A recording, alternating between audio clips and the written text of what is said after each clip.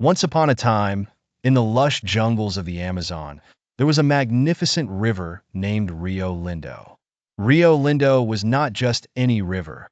It was alive with secrets and stories that only a few creatures knew. One of these creatures was the wise, old turtle named Terence. Terence had lived in Rio Lindo for over 100 years and had seen many kings come and go. Now, Rio Lindo didn't have a king like the ones in castles and books. No, the king of the river was the creature that protected it and kept the flow of life steady and merry. For years, that duty had belonged to Benjamin the beaver, a friendly and helpful little creature who could build wonderful dams. But one day, Benjamin announced it was time for him to retire and travel to see the world. The animals of Rio Lindo gathered by the riverbank to decide who should become the new king. There was Sally the swift fish, who loved to swim faster than any other. There was Perry the proud parrot, who had the brightest feathers and the loudest voice. And there was Henry the humble otter, who quietly helped everyone in his own gentle way. "We need someone who is strong," said Sally, flashing her shiny scales. "We need someone who can speak for Rio Lindo," chirped Perry, puffing out his chest. But it was wise old Terence who cleared his throat and spoke. "A king is not only strong and loud. A true king is someone who is kind, gentle, and wise. Perhaps we should have a challenge to see who can best care for Rio Lindo."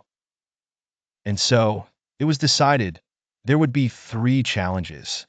The first challenge was to find the prettiest pebbles along the riverbank. Sally darted through the water, picking the shiniest stones she could find.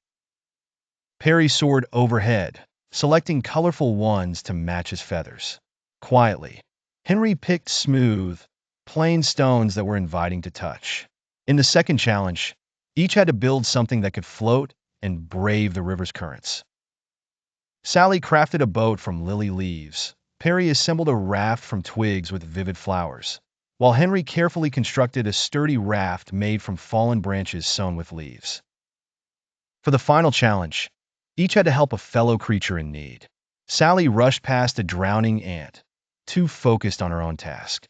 Perry loudly offered assistance to a lost sparrow, but soon flew away. Meanwhile, Henry gently rescued a struggling frog, who thanked him endlessly. When the challenges were done, the animals gathered again, listening to Terence's decision.